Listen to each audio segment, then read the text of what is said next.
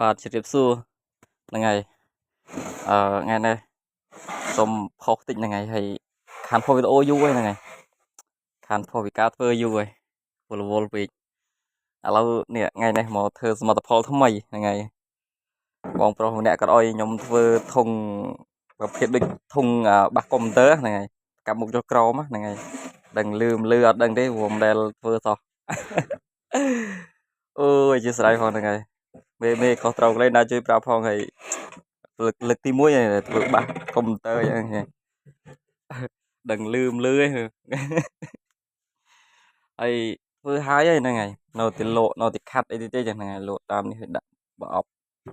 ខ្យល់ហើយថ្ងៃនេះអត់មានថ្ងៃទេមេអើយហើយធ្វើហើយប៉ុន្តែដឹងបានលាបអត់ទេព្រោះថ្ងៃអត់មានផងហើយនោះធុងត្រៀមលាបដែរប្រហែលជាគ្មានបានលាបថ្ងៃនេះព្រោះថ្ងៃលេងអលឹមតាំងពីព្រលឹមព្រោះដល់មិនអីហើយមើល